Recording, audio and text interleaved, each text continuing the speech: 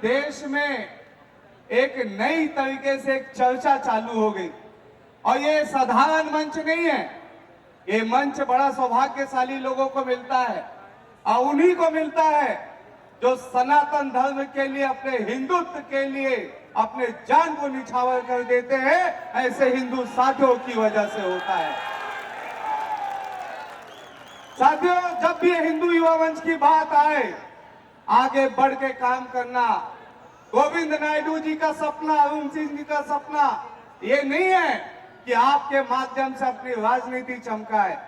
उनका सिर्फ एक मकसद है कि एक हिंदू युवा अपने हिंदुत्व के लिए, अपने सनातन धर्म के लिए, अपनी लोगों की रक्षा के लिए अपनी जान दे दे या तो जान ले ले। यह हमारे हिंदुओं की ताकत है। साथियों, आज आप आए हैं, अभी भजन सुन रहे थे, महादेव के भजन, भगवान बजरंग बली के। कल बजरंग बली का कल जन्म दिवस था, हनुमान जन्मोत्सव था।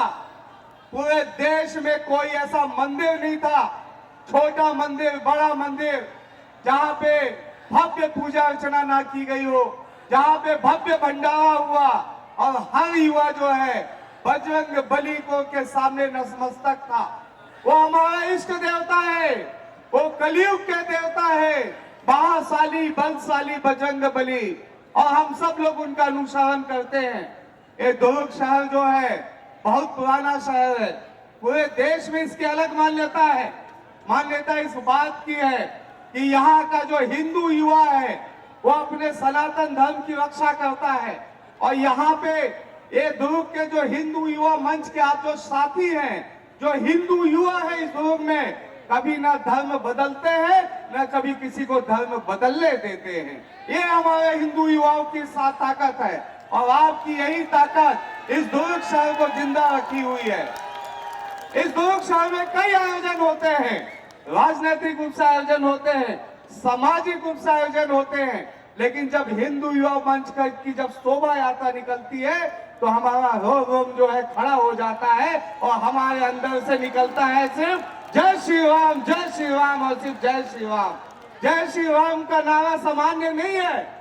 आप देखिए, हमारे देवी देवताओं को आने के लिए 500 साल लग गए, 500 साल लग गए भगवान राम को अपने ही घर में, अपने ही अयोध्या में आने के लिए।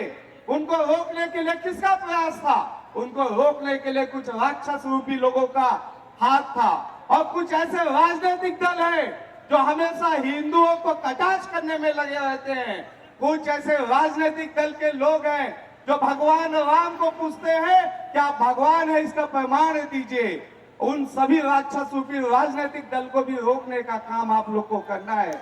इस देश के प्रधानमंत्री नरेंद्र मोदी जी जो देश का नाम पूरे विश्व में रोशन कर रहे हैं, इसके साथ साथ हमारे धार्मिक स्थल, चाहे वो उज्जैन का कॉरिडोर हो, चाहे वो बनारस का हो, चाहे बाबा बैजनाथ का हो, चाहे वो अयोध्या का हो, अब तो किसकी बारी है?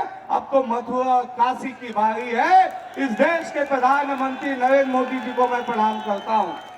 और यही ताकत हम सबको युवाओं को लेना है। लोग पूछते थे कैसे बनाओगे अयोध्या में भगवान राम का मंदिर? अरे हिंदुओं, कोई डेट तो बताओ, कोई तारीख तो बताओ।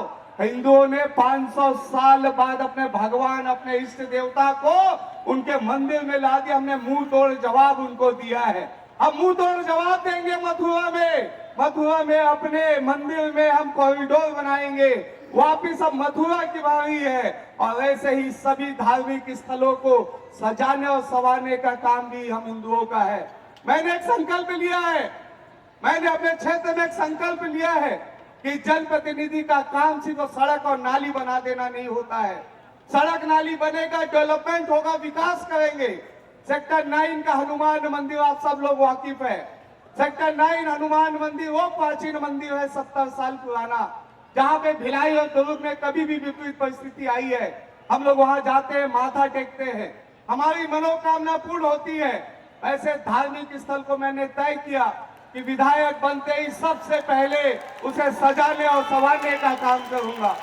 और मैंने जन सहयोग से 1 करोड़ रुपए की लागत से मैं मंदिर का मैंने जीर्णोद्धार किया। साथियों, अब बारी है सेक्टर 6 बमलेश्वरी मंदिर के कॉरिडोर बनाने की। लगातार धार्मिक स्थलों को बनाने का काम हमें करना है। सड़क और नाली तो बनेगा और बिगड़ेगा, शहर का डेवलपमेंट लगातार हम करते रहेंगे, लेकिन हमारे मंदिरों से समझौता मत करना, हमारे धार्मिक स्थलों से समझौता मत करना, और कभी भी कोई भी हमारे देवी देवताओं के विषय पे टिप्पणी करे तो उसे मुंह तोड़ जवाब देना आप लोगों का काम है।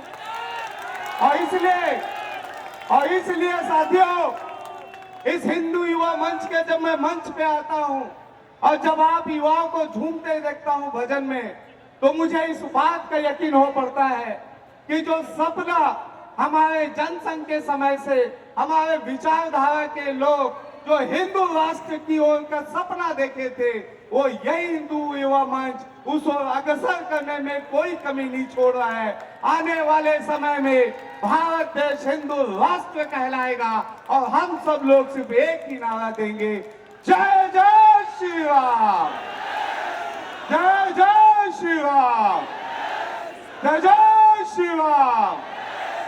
दुर्ग वो पावन धरती है जहां पे मां चंडी है, माता चंडी है।